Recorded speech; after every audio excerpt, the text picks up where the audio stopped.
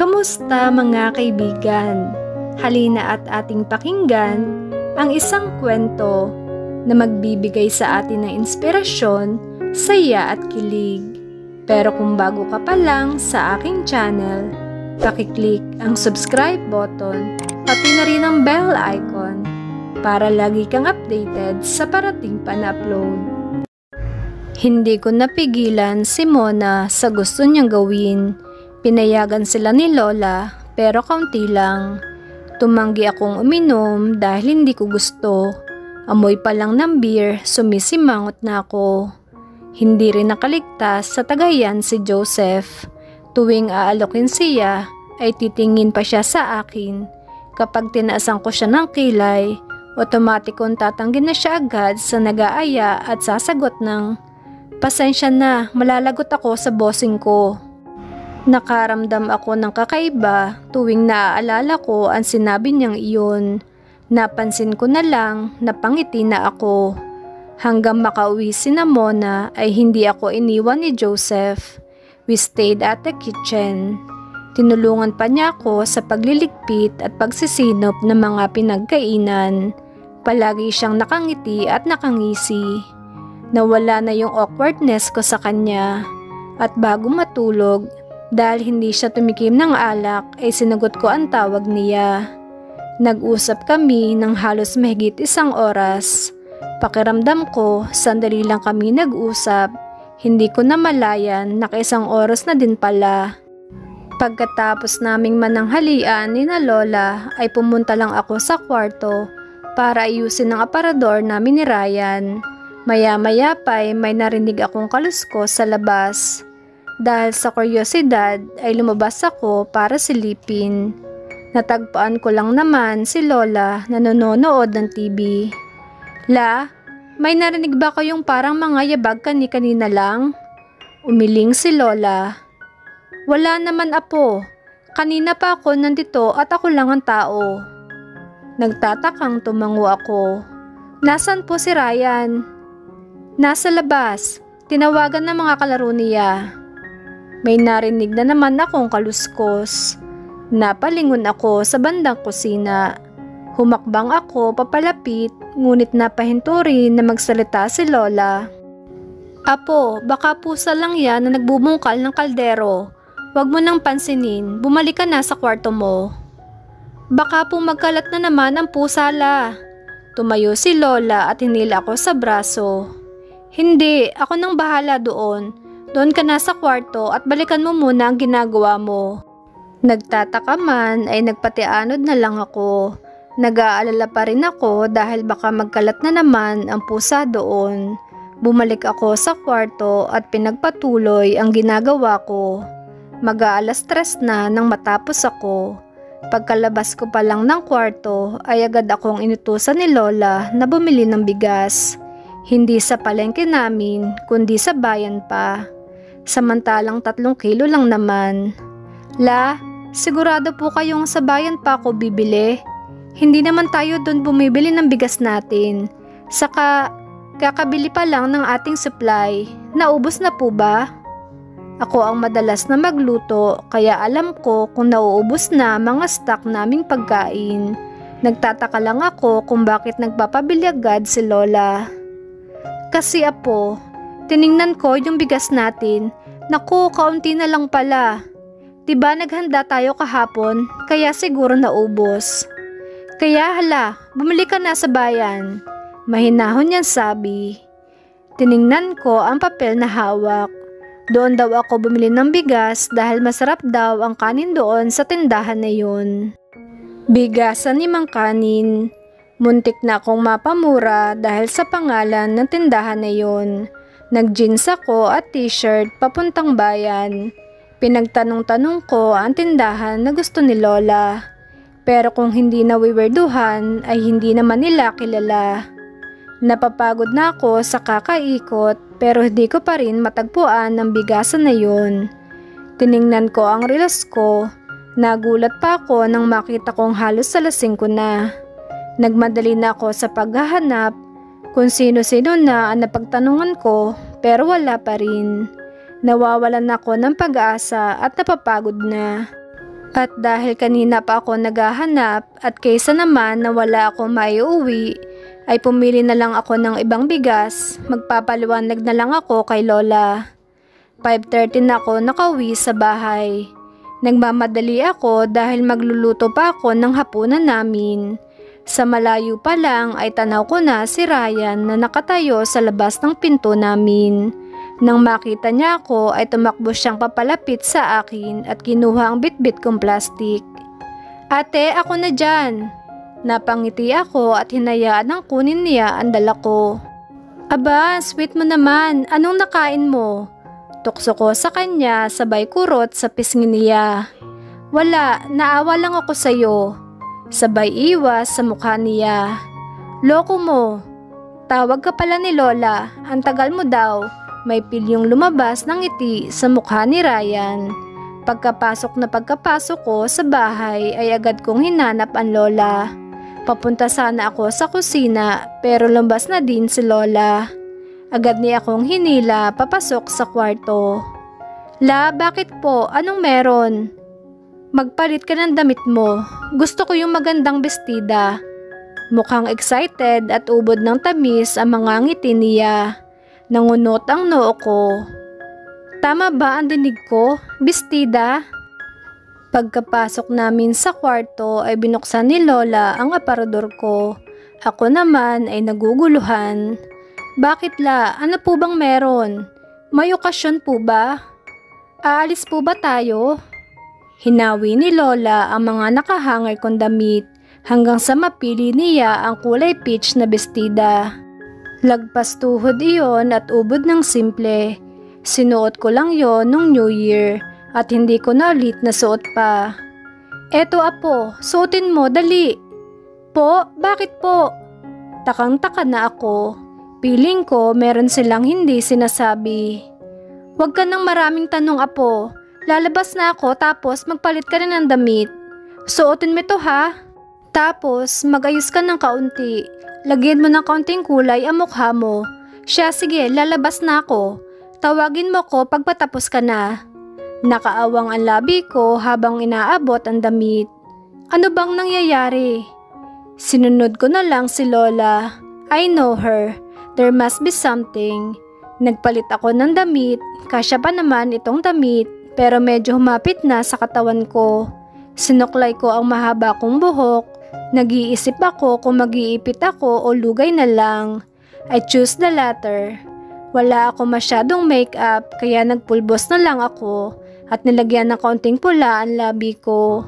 Nang masatisfy ako, sinilip ko si Lola sa labas. Pumasok muli si Lola sa kwarto at sinarado ang pinto. Nakangiti siya sa akin nang pagmasdan niya ako. "Naku apo, ang ganda-ganda mo. Mukha ka manika."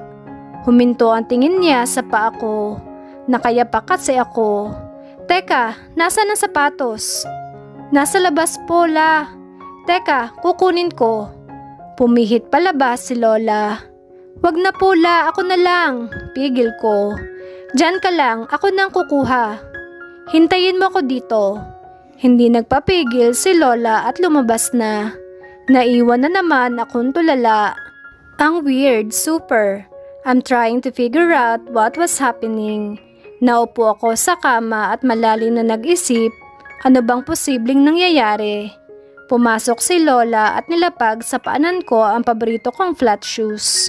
Sinuot ko yon at pagkatapos ay pinatayo ako ni Lola saka inayos ng kaunti ang aking buhok. "Halika na apo, labas na tayo." Nakangiti niya sabi at masuyong hinaplos ang aking pisngi. Hawak ako ni Lola sa braso.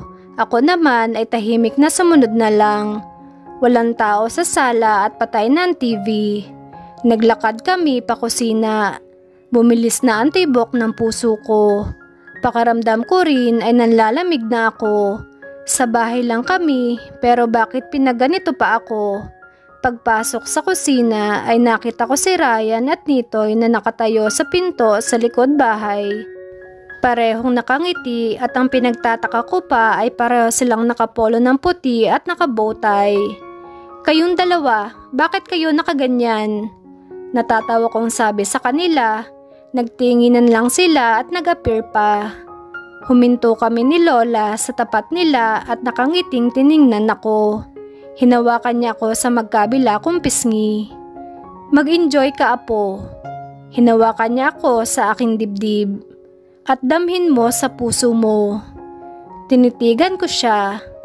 Parang ang lalim naman nun. Mas lalo akong kinabahan. Pinihit niya ako sa paharap sa pinto. Nakangiting binuksan ni Nitoy ang pinto. Napaawang ang labi ko. Parang mga bituing bumaba mula sa langit ang agad na nasilayan ko. Ang ganda. Humakbang ako papasok. At doon ko pa nakita kung gaano karami, kaliwanag at kaningning ang mga maliliit na bumbilyang nakayakap sa pader at pinaniningning ang buong likod bahay namin. Teka, malayo pa ang Pasko ha? Bumaba ang tingin ko sa mga halaman ni Lola. Maging ito ay may nakapaligid ding dilaw na bumbilya. Sa gitna naman ng pader ay may mga pulang bumbilya na nakakorteng puso. Bahagyang napaawang ang labi ko at pilit kinakalkula ang mga ito. And then, little heart shapes na nakita ko nakasabit mula sa bubong. Inangat ko ang aking paningin at doon ko nakita ang mga lobong may puti at pulang kulay na tila mga hinayaang maglutangan at sa dulo ng bawat lubid ay may nakataling heart shapes. Madami iyon at halos sakop ng buong bubungan namin. Walang katapusan ang mga magagandang bagay na nakikita ko. Isang tikhim ang umagaw ng pantasya ko. Joseph, bumilis ang tibok ng puso ko. Siya ba ang may gawa nito? Tinitigan ko siya, and he looked really different tonight. Nakasuot siya ng puting long sleeve polo na tinaas hanggang siko at panerehan ng itim na pantalon at black shoes. He looked intimidating by his semi-corporate outfit at may hawak siyang isang bouquet ng pulang mga rosas. Humakbang siya papalapit sa akin and I almost have a heart attack when he was just an inch away from me. Ang bango niya, ang gwapo niyang tingnan, nawala ang Joseph na construction worker. Ngayon ang lalaki na kaharap ko ay tila isang prinsipe o hari. I was mesmerized. Good evening, Ara. Para sa'yo. Inabot niya ang hawak na bulaklak. Anong meron? At mukhang kasabwat mo pa sina Lola. Pilit kong pinapakalma ang puso ko. Nginitian niya ako. Secret. Kinindatan pa niya ako. Pinasadahan niya ako ng tingin kung kaya hindi ko maiwasang ma-conscious. Pakiramdam ko kasi ang sikip ng suot ko at baka may bilbil o taba na kumukurba. Ang ganda mo. Nag-iwas ako ng tingin at napanguso. Naghurumentado ang puso ko sa sinabi niya. Ano bang meron? Bakit may ganito? Binalingan ko ulit ang mga ilaw habang tinutunaw niya ako sa titig niya. Date natin, aniya. Natigilan ako. Ano? Date natin to. Pangalawang date. Maupo na tayo. Tinuro ang nakahandang mesa, may puting mantel, 2 kandila at may mga plato at baso. May ilan pang mga bulaklak sa gitna. Date talaga to? Natulala ako. Nagkabuhol-buhol ng aking paghinga, kung kaya't nahihirapan ako mag-isip ng sasabihin. Gulat at sorpresa ang nararamdaman ko, and it was too much to handle. Hinawakan niya ako sa aking siko at iginiya papunta sa mesa. What I was currently seeing is an intimate dinner with him, something that I'd never expected with him. Kung ang kilos niya ang pagbabasehan ay ramdam kong kabado rin siya. Medyo aligaga, nagiging swabe rin kalaunan. He really knows how to handle this. Maupo ka na, Ara.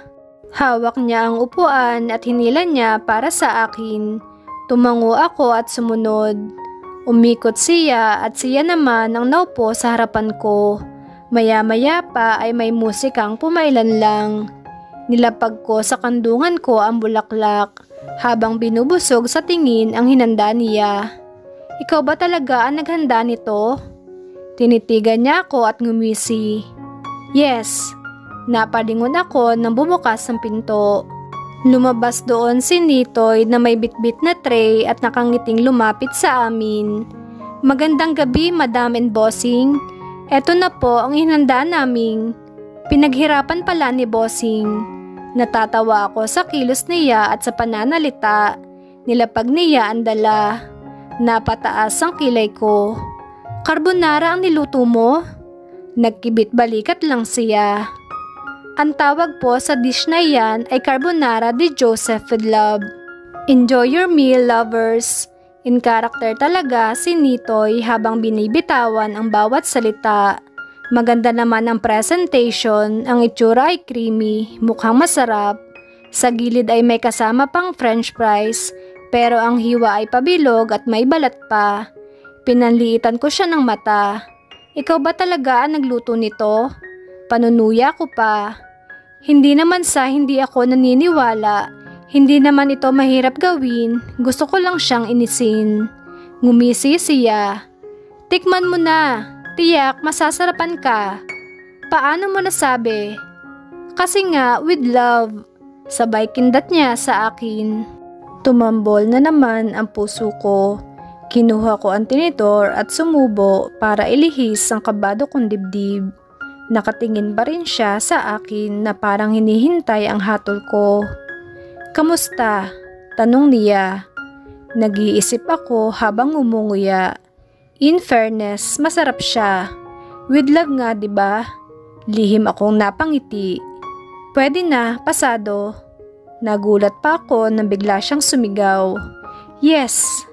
Napangiti ako. Akalain mong simpleng bagay na sinabi ko, tuwang-tuwa na siya. Lumabas si Ryan mula sa kusina. May dala din siyang tray, ang laman naman ay juice. Nakangiti din siya.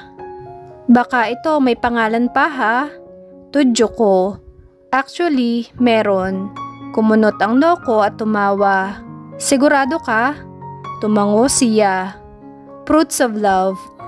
Lahat ng nakikita mo, gawa yan ng pag-ibig." Natigilan ako nang medyo sumeryoso ang boses niya. Nakatitig na siya sa akin. Ayan na naman yung titig niyang bumubutas sa kaloob-looban ko. Parang hinahalukay ang kabuuan ko. Napalunok ako. Dahilan kung kaya ang tingin na yon ay tinuto ko na lang sa aking plato at pinagpatuloy ang pagkain ko. Totoo namang nai-enjoy ko ang inihanda niya. Naubos ko pa nga at halos simot pa ang pinggan ko. Si Joseph, wala na yatang ginawa kundi ang titigan ako. Hinuhuli niya ang mata ko pero kinakabahan ako tuwing nagkakatinginan kami. Muling lumabas si Nitoy. Naglapag siya ng dessert sa amin. Pink na gelatin. Pabilog ang shape, may slice ng strawberry sa ibabaw at ginagad na keso. Napangiti ako. Mouth-watering naman ang itsura nito. Nang makaalis si Nitoy ay saka lang ako nagsalita. "Saan mo natutunan ang mga ganitong handa? Pati presentation may ibubuga." Nakangiti kong sabi sa kanya at tinikman ang gelatin. Nagtanong-tanong, syempre, gusto ko espesyal at yung gusto mo.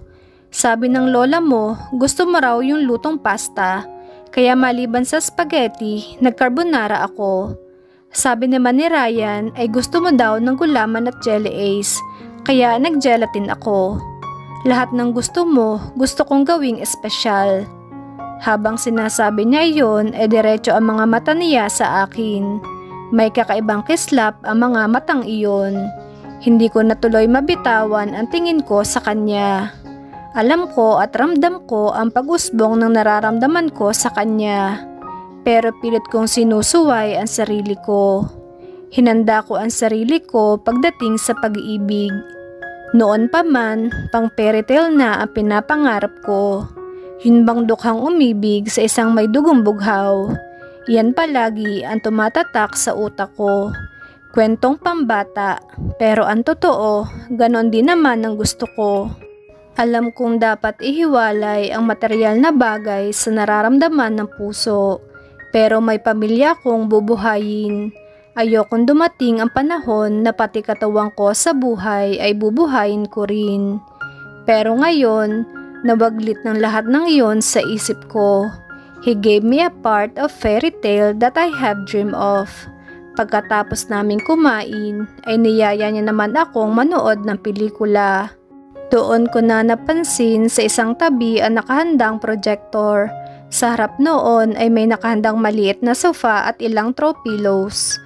May binaba siyang nakaroll yung puting tela. Napawang ang labi ko. How can he afford to do this? Seryoso, may projector ka? Panandalian niya akong tiningnan at ngumiti. Kasi nga, because of love. Pinagpatuloy niya ang ginagawa. Itinuro niya ako sa sofa. Umupo ako at pinanood siya habang nire-ready ang munting pasinin niya. Nakapangalumbaba akong pinanood siya habang nagsiset up. You're almost perfect, Joseph. Almost. May pinindot siyang switch kung kaya nabawasan ng ilang ilaw at binuksan ng stand fan. Nagsimula na ang pelikula. Nakatingin ako sa screen nang tumabi siya sa akin. The Longest Ride ang pinilay niya. Love story? Akala ko nakokornihan ka sa ganyan. Kasi nga, because of love, bulong niya. Nanindig ang balahibo ko. I can almost smell his breath. His fresh breath, his manly scent. Kumalabog ang dibdib ko. Sa liit nitong sofa ay nagkakadikit na ang mga hita namin at braso. Tinuon ko ang mata ko sa screen, pero ang atensyon ko ay nasa kanya. Ninanakaw niya ang utak ko. Hindi na nga ako makagalaw ng maayos, pero ramdam ko ang kiliti sa aking tiyan. At sumisigaw ang isip ko nang I like this. This near, the feeling of being with him. Tahimik kaming nanonood. Kung iyong unang sini namin ay umakbay siya sa akin, ngayon ay tahimik lang siya at tutok sa pelikula. Do may kakaibang pintig sa pulso ko ang love scene ng pelikula, we remain silent. Bahagya ko siyang nilingon. Matiim ang mata at gumagalaw ang mga panga niya. Pero nagtaka ako nang mariin ang pagkakalapat ng manipis niyang labi. As much as I wanted to stare at him, ayoko makita niyang pinapanood ko siya. Natapos ang pelikula. Medyo kinakabahan ako dahil naging tahimik si Joseph. Halos hindi na siya kumikibo. Iniisip ko kung may nasabi ba akong hindi maganda sa kanya. Tumayo ako para sana kunin na yung bulaklak na binigay niya. Pagkatapos ay magpapasalamat na ako. Ara? Napahinto ako at nilingon siya. Hinatak ako ng kanyang braso at nilapat niya ang kanyang labi sa akin. Hindi gumalaw ang labi niya, pero sapat na ang pagdikit ng labi niya para magwala ang puso ko. Humigpit pa lalo ang pagkakahapit niya sa bewang ko. Tila nililipad ako sa ibang dimensyon ng halik niyang iyon sa akin. Ilang saglit pa ay binitawan niya ang labi ko at tinitigan ako. Nakayaka pa rin ang braso niya sa akin. Halos magdikit ang tungkin ng aming mga ilong. Bahagya siyang ngumiti. Thank you for this night, bulong niya. Dagdag pogi points na naman si Joseph kay Ara. Ngunit sapat na ba yun para mahulog siya?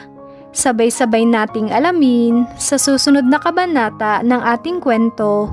Maraming salamat!